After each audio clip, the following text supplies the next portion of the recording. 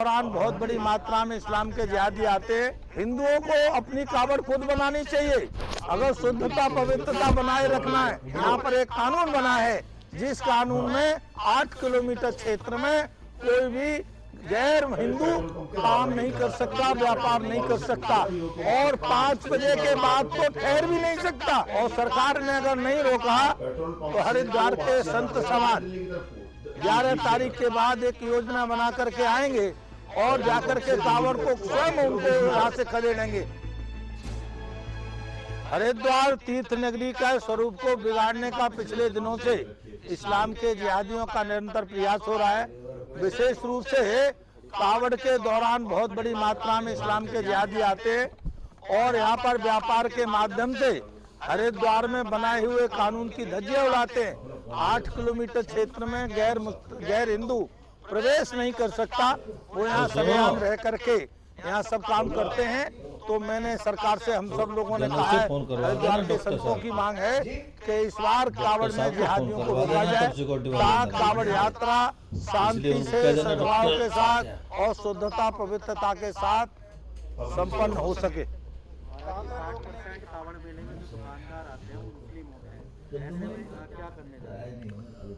हमने सरकार से काम किया, कहा है कि रोके, और सरकार ने अगर नहीं रोका तो हरिद्वार के संत समाज 11 तारीख के बाद एक योजना बना करके आएंगे और जाकर के कावड़ को स्वयं उनके यहाँ से खदेड़ेंगे। अगर इस्लाम के जिहादी जबरदस्ती हरिद्वार की तीर्थ पवित्र को खराब करने का प्रयास करते हैं और सरकार ने इसे गंभीरता से नहीं लिया तो हरिद्वार के संत इस्लाम को करेंगे, एक एक की पहचान करके उनको हरिद्वार से बाहर करेंगे। और उस प्रशासन को भी हम बताते हैं, वो प्रशासन कानून की धज्जियां ना उड़ाए।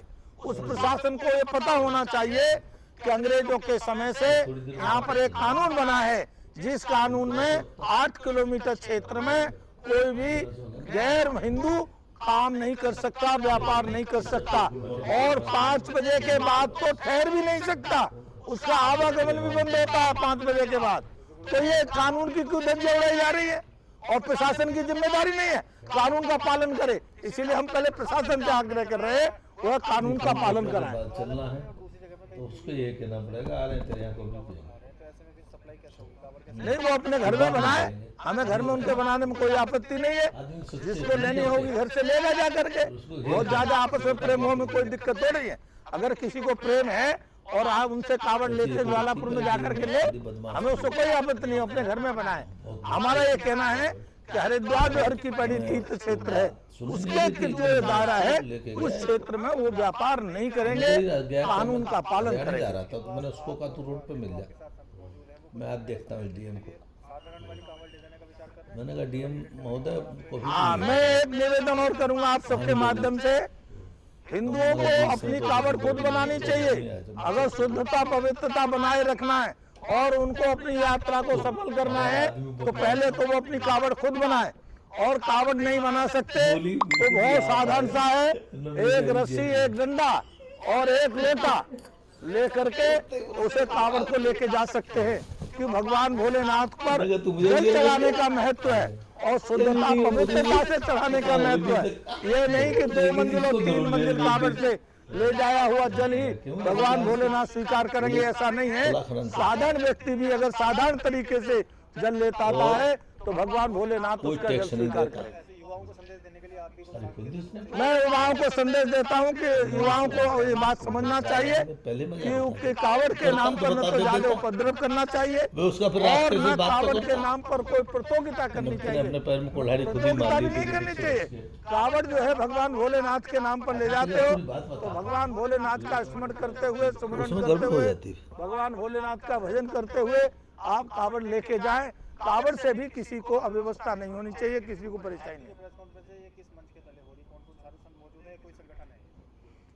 ऐसा है कि एक संगठन भारत साधु समाज है, उसके हमारे महात्मा है।